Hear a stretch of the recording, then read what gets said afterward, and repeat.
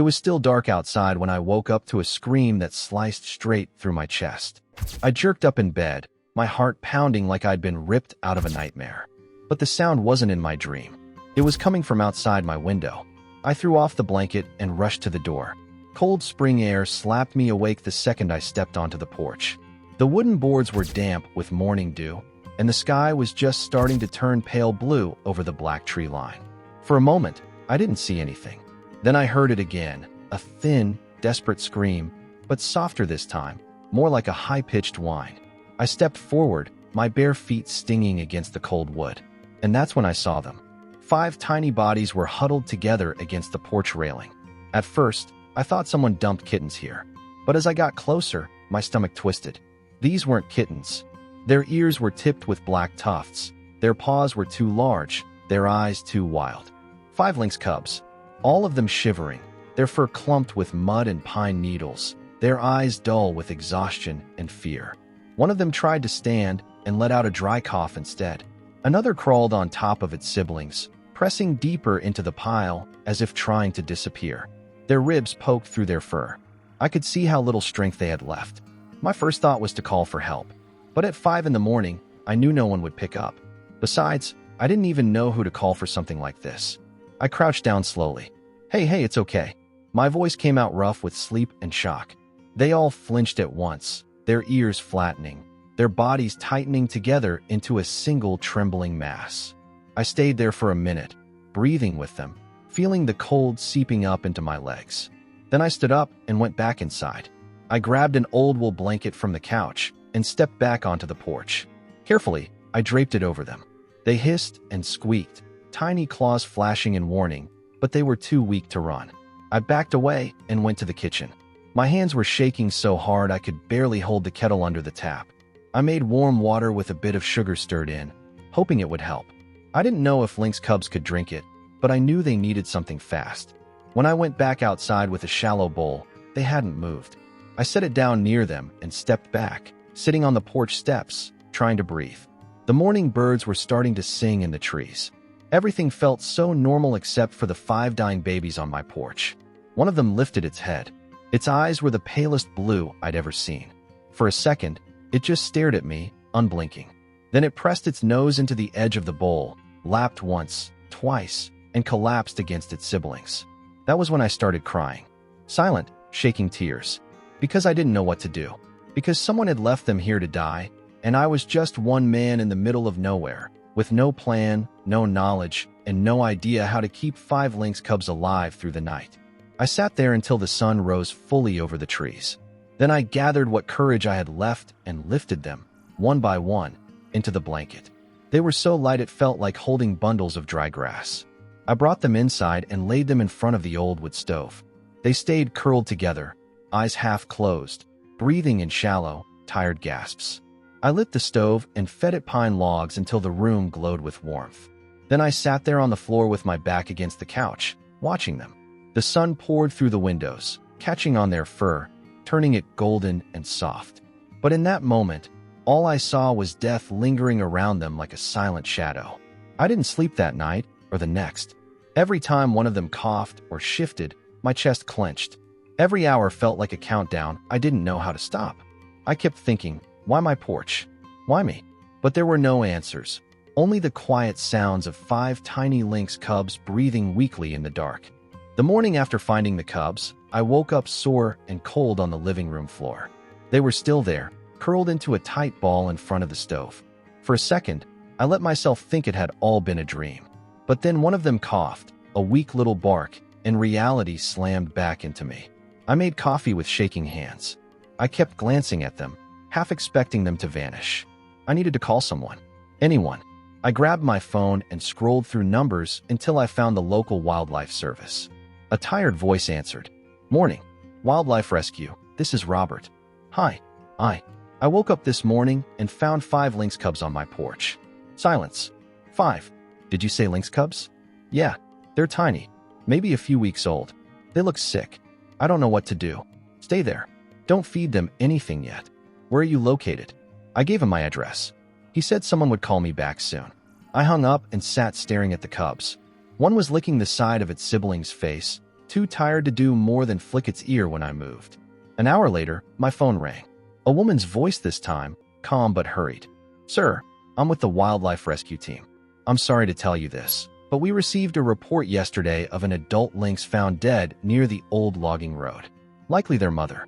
How did she die? Gunshot wound. Illegal hunting. We believe it was for her pelt." My chest felt like it caved in. Someone had killed their mother and dumped them like trash. What do I do now? She sighed softly.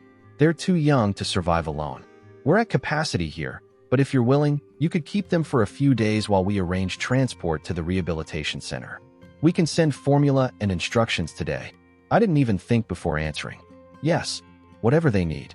Thank you. We'll be there by noon." I ended the call and leaned back in my chair, staring at the ceiling. Noon felt like a lifetime away. By 11, a white truck pulled up outside. A woman in a green jacket knocked on my door. Her name was Ellie. She brought powdered milk replacer, syringes without needles for feeding, and a stack of papers with instructions. "They're dehydrated and malnourished," she said, kneeling beside them. "This one is the smallest. He might not make it." "Don't say that," I whispered, my throat closing up. She handed me a syringe. "Try to get each of them to drink 10 milliliters every couple of hours. If they resist, don't force them. Keep them warm and quiet." I nodded, trying to memorize every word. She left soon after, her boots crunching down the gravel path back to the truck. The house felt unbearably silent without her calm presence. I filled the first syringe with warm formula, then knelt by the blanket. My hands were trembling so badly I spilled a few drops on the floor. One cub lifted its head, eyes cloudy with sleep and weakness. I placed the tip of the syringe near its mouth. At first it turned away, but then it sniffed and latched on, suckling weakly. Relief hit me so hard my vision blurred. "Good boy," I whispered. "Or girl." I didn't know. I didn't care. I fed the next one, and the next. Some drank more than others. One refused completely, pressing its face into the blanket. I left it alone, terrified I would hurt it if I tried too hard. Afterwards, I sat there on the floor, staring at them. Their fur was matted and smelled like wet leaves, their bellies sunken in. But when one of them licked formula off my thumb, something shifted inside me. They were wild animals. They didn't belong in my living room.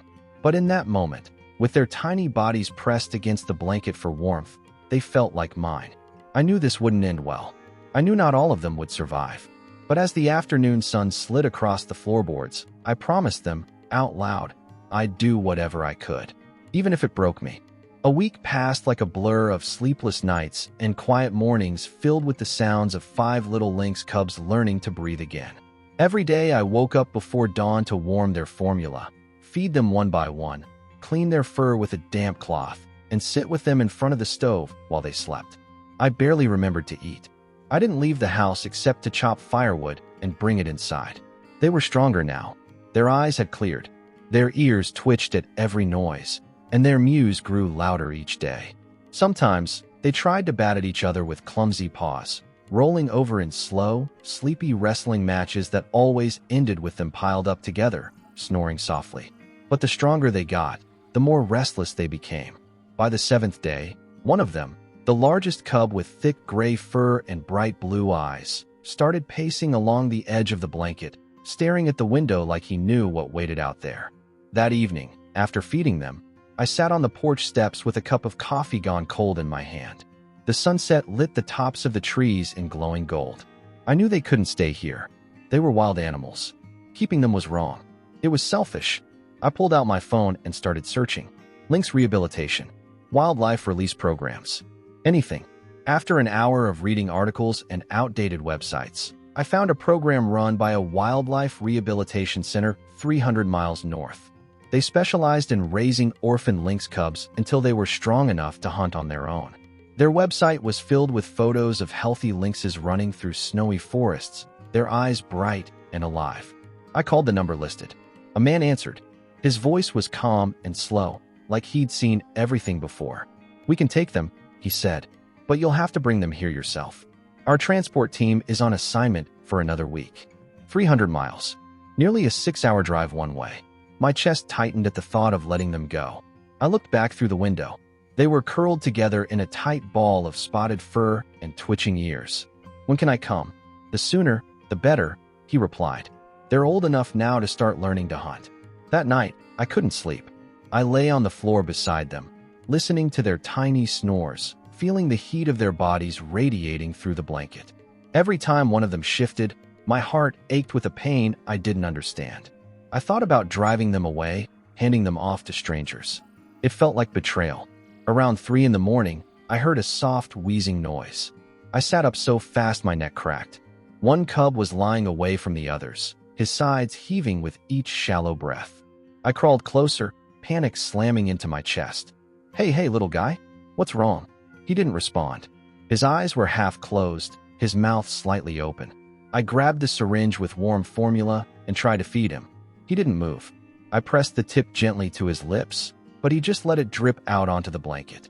I wrapped him in my hands, feeling his heart flutter like a dying bird. Tears burned my eyes. I didn't know what to do.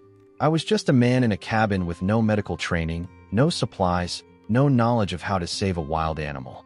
I sat there, rocking him gently, whispering over and over, please don't leave me." His breathing grew quieter as the sky outside turned pale gray with dawn. Finally, he let out one last tiny sigh and went completely still.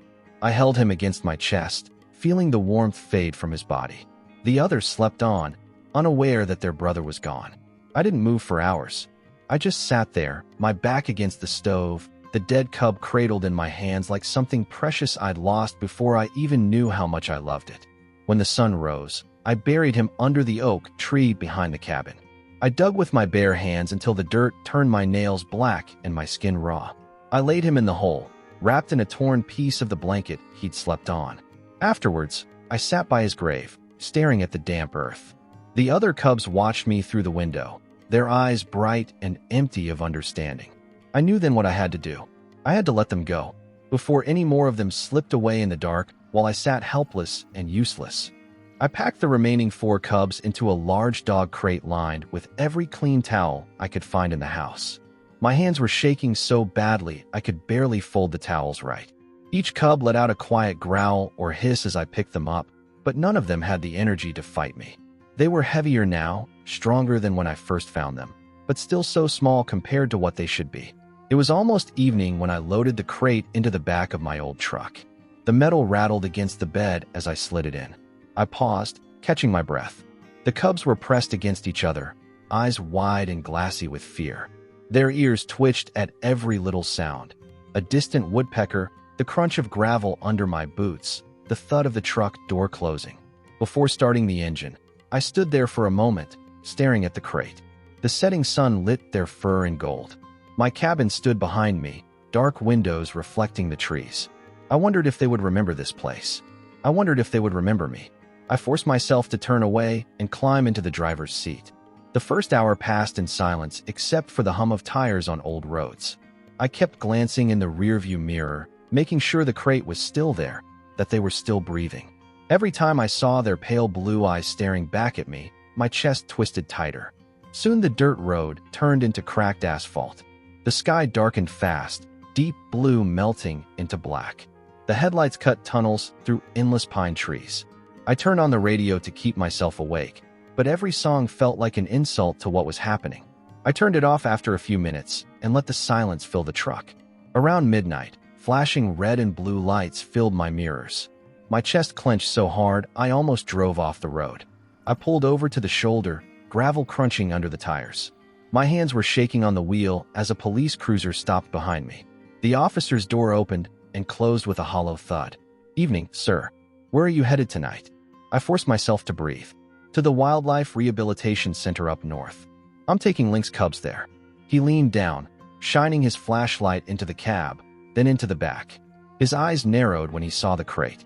"Step out of the vehicle, please." My legs felt like water as I climbed out. The cold night air slapped me awake. The officer walked to the crate, shone his light inside. The cubs flattened their ears, pressing so close together they looked like a single creature with 4 terrified faces. "Are you transporting these animals with proper permits?" I shook my head quickly. "No, I spoke to the director. They asked me to bring them. Their mother was killed by hunters. I've been taking care of them for a week. They need professional help." He didn't say anything for a moment, just stood there, staring at me, then back at the cubs. license, and registration. I handed them over with shaking fingers. He walked back to his cruiser, leaving me standing there under the cold moonlight, the smell of pine and asphalt mixing in my lungs. The cubs whimpered softly, confused and afraid. When he returned, he handed back my papers. He let out a slow sigh. Look, it's technically illegal to transport wildlife without authorization. But I called it in. They're expecting you. Drive safe out there. Thank you. Thank you so much. He gave a short nod and turned away. I climbed back into the truck, my heart beating so hard I felt lightheaded. For a minute, I just sat there gripping the wheel, trying to calm my breathing. The rest of the drive was quiet. The cubs didn't cry. They just pressed into each other, their bodies swaying gently with every turn and bump. I kept glancing back at them, and every time I did, memories flooded through me, finding them shaking and half dead on my porch, feeding them formula drop by drop, listening to their tiny snores while I lay awake all night. Around 3 a.m, I pulled into a gas station on the side of the highway. I filled up the tank under flickering yellow lights while the cubs watched me through the back window. Their eyes glowed like distant stars, unblinking and silent. Back on the road, I rolled down the window. Cold air rushed in, carrying the smell of wet dirt and pine needles. It smelled like home. It smelled like the forest I was leaving behind. When the first light of dawn broke over the treetops, I felt tears prick my eyes. The cubs shifted in their crate, blinking slowly, ears flicking with each new sound. They didn't know where they were going. They didn't know I was taking them away forever. Finally, I saw the wooden sign for the rehabilitation center. Relief hit me so hard my chest hurt. I pulled into the gravel lot and turned off the engine. For a long moment, I just sat there, staring at the rising sun through the windshield. I didn't want to let them go, but I knew I had to. For them. For their wild little hearts that deserved more than my small, quiet cabin in the woods. I turned to look at them one last time. For pairs of eyes stared back at me, full of questions I could never answer. I whispered, "You're going to be okay. You're going home now." Then I opened the door and stepped out into the cold morning air. The gravel crunched under my boots as I carried the crate towards the wooden building with a green metal roof. The morning air was cold enough to bite through my jacket. My breath came out in shaky clouds as I walked. The cubs were silent, pressed into each other at the back of the crate, watching everything with wide, unblinking eyes. A woman with gray hair tied in a bun stepped out of the building. She wore a thick brown vest over a flannel shirt. Her eyes softened when she saw the crate in my arms. "You must be the one who called," she said, holding the door open for me. I nodded. My voice didn't work.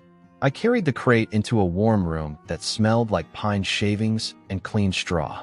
There were metal cages lining one wall, but most were empty. She set a clipboard on the table and knelt in front of the crate. "Hey, little ones. You've come a long way, haven't you?" The cubs huddled tighter.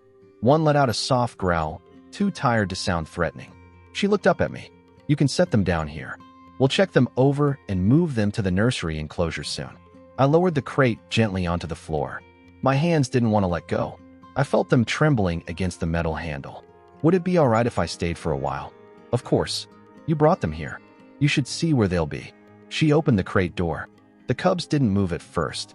Then the largest one took a cautious step forward, sniffing the air. His siblings followed, slipping out in a tight group, tails low, ears flicking nervously. She led me through another door into a wide room lined with tree branches, rocks, and soft bedding. A glass window ran along one wall, looking out into a fenced forest enclosure with pine trees and fallen logs. One by one, the cubs walked into the room, exploring with hesitant steps. Their paws sank into the deep straw. They sniffed at everything, their tiny noses twitching. I stood there, leaning against the doorframe, watching them. My chest felt too tight to breathe. The woman glanced at me and smiled softly. "They'll be safe here. We'll teach them how to hunt live prey when they're ready. By the end of summer, they'll be back where they belong." I nodded, unable to speak. One of the cubs, the smallest, with a dark stripe down his back, turned and looked at me. His eyes met mine for a moment before he turned away and buried his nose in his brother's fur. I stayed until they curled up together in a corner of the room, paws tucked under their chins, eyes blinking slowly with exhaustion. When I finally turned to leave, my legs felt heavy, like I was walking through water. The drive home was silent. The truck felt empty without them. Every mile that passed felt like I was leaving something behind I could never get back. When I pulled into my driveway, the cabin windows reflected the gray morning light. I sat in the truck for a long time, staring at the porch where I had first found them. The boards still had scratches from their tiny claws. That night, I couldn't sleep. I kept imagining them alone in the dark, listening for my voice. But the woman had been right. They didn't belong to me. They belonged to the forest. Days passed, then weeks. I checked my email every morning, hoping for an update. Every time there was nothing, my heart sank a little lower. Finally, 1 month later, I saw their address in my inbox.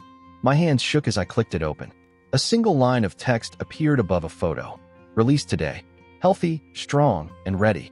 The photo showed all 4 cubs standing together on a forest floor dappled with sun. Their coats were sleek and thick. Their eyes glowed with wild light. They weren't babies anymore. They were lynxes. I pressed a hand over my mouth and cried so hard my chest hurt. Cried for them, for their freedom, for the little grave under the oak tree, for the quiet house around me. And when I finally stopped crying, I whispered into the empty room, "Go live your lives. Go be what you're meant to be." Then I closed my eyes and let the silence settle over me like a blanket.